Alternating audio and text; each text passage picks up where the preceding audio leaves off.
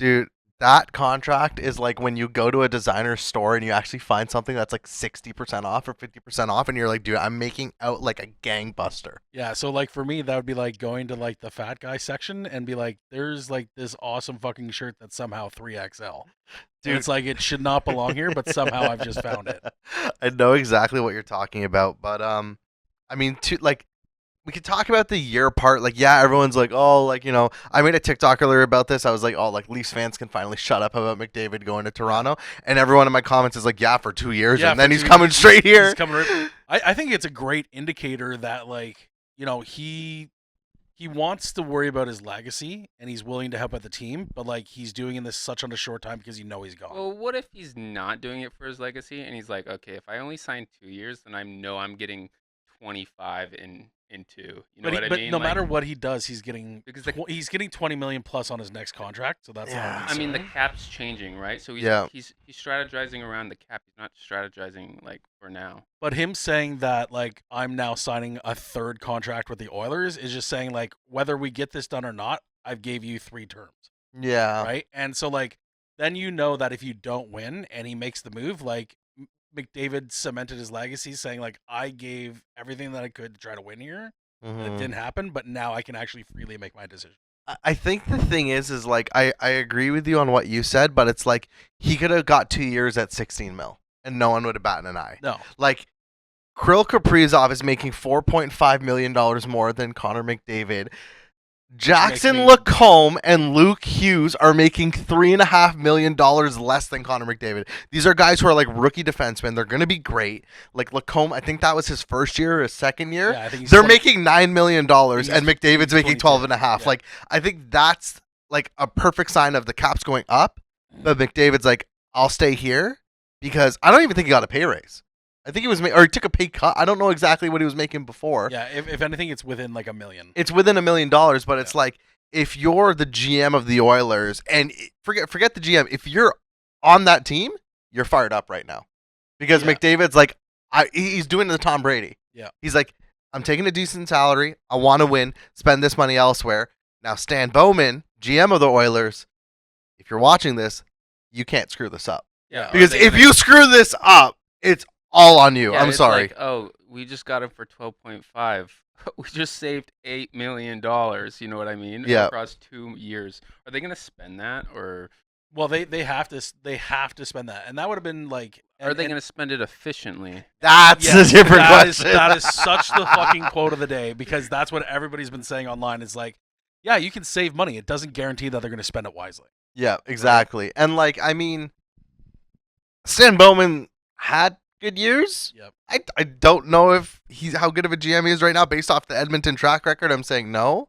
But like, dude, if you don't win a cup with McDavid making 12.5 million, I'm sorry, this is a failure. Yeah. Not on his contract, not on him, but just on like they're probably gonna like they can't go trading for like a B tier goalie at the deadline. Like they have to be like like Vegas level swinging at the deadline. Yeah, and I think the first 45 to 60 days of this season is going to be really telling. Like, do we actually have to go out and pick up like a 1B goalie from another team Yeah. and make this trade? Because like if they start like seeing a massive dip, which has been historical over the last couple of years with Edmonton, they have not started strong.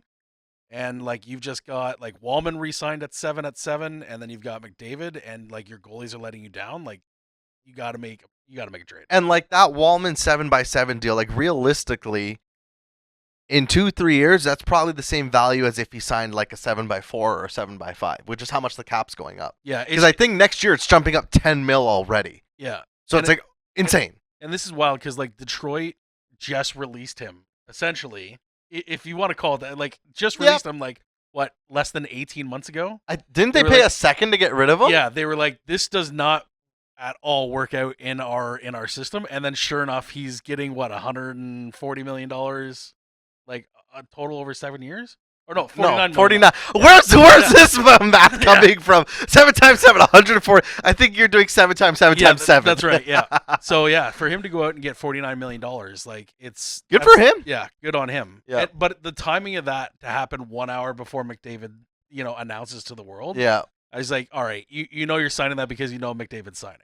Yeah, and the one guy I feel for in all of this is Leon Draisaitl, who's locked in super long term. Yep. Because if McDavid leaves and he's just the one man show there, it's gonna be tough, man. Like that's gonna be rough. I don't know.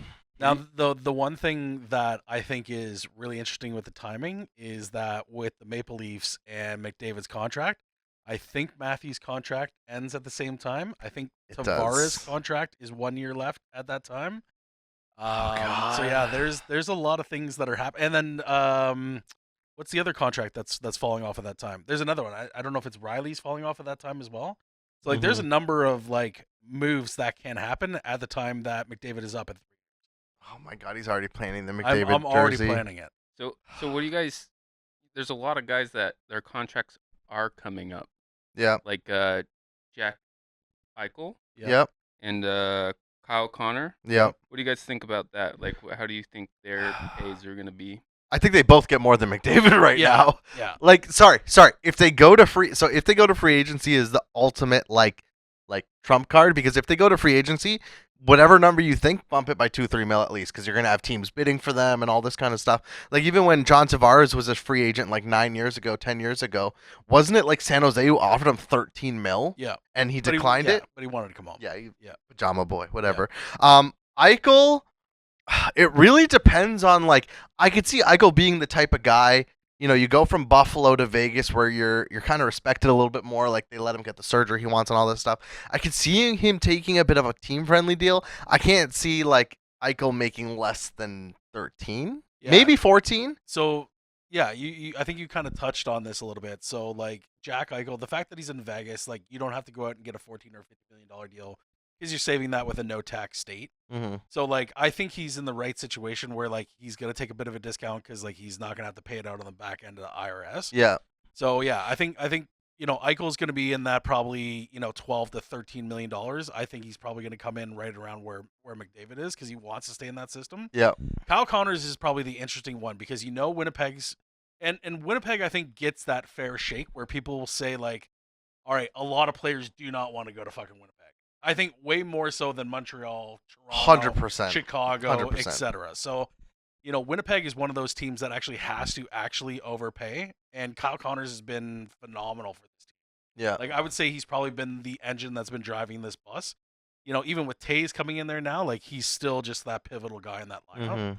So I believe Winnipeg's got to go out and actually overpay him, but I think Kyle Connors is one of those players that could actually test. So if he goes to free agency, like it's hard. I can't see him making more than Eichel, but if he goes to free agency, I can. Yes, It's one of those weird ones. Yeah, I see it. Like if you're going to a state that has no tax, it's 14 million plus. Yeah, I can see that too. 14 million. Yeah. Here's a question for both of you guys: would you rather have Kyle Connor or would you rather have Kirill Kaprizov? Kirill Kaprizov easily, easily. Yeah. See, That- I disagree. I think Kirill Kaprizov. I think in a year or two is going to be a top 5 player. Yeah, but right now Kyle has proven that he can do it in the regular season. He can do it in the playoffs. Yeah. And like has amazing like health sustainability as well. Yeah. Like, I think he's only really been injured once. Yeah. Right. So he's been out like I think 15 or 16 games. So, he's shown that he's been a perennial breadwinner in Winnipeg Mm-hmm. and performed at a very high level both in the postseason and in the regular season. I think I agree with you, but I think part of that is because of the talent around him too. He has Mark Scheifele. He had Ehlers. You had Morrissey on D. You had Hellebuck in net. I mean, Kaprizov had like I'll give you that. Brock Like, Faber's he's a great defenseman. Matt Boldy's all right. Marco Rossi's all right. Feel like there's another big name I'm missing on the Wild. But like the Wild don't have that much, like don't have the same level of talent. I think if you swap places, Kirill's probably top 5 right now, and Connor maybe is a little less of maybe he's like an 80 to he's normally like an 80 to 90 point winger. I think he's a 70 80 point winger. That's actually an interesting way of putting it. Like if you swap them, which one does better in the other? I think environment? Kaprizov 10 out of 10. Like Fuck. I don't know, man. I'm so high on him. Like I would not be shocked if he won the Hart this year. Like just as not the highest scoring player, but just like if Minnesota makes the playoffs and he puts up like 110 points. Yeah, I can totally see it. It's so hard to see that.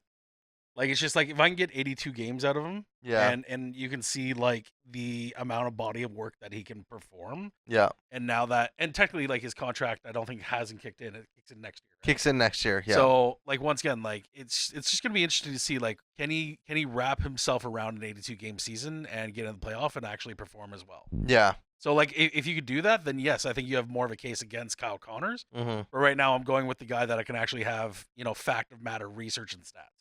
Fair enough. I think that's one of those interesting debate ones, like between those two. I mean, they both play wing, both kind of like elite scorers, elite players. I don't know. I kind of want to ask you who you'd pick, Kaprizov or Connor, but you said Kaprizov, so I mean, we couch wins, so 2-1. Yeah. Well, it's set up this way. You guys are over there, and I'm over here. Sorry, I feel man. like I'm sheltered. Sorry, over man. here. It was I'm sheltered on this right side. It was scheduled the way that way. Yeah.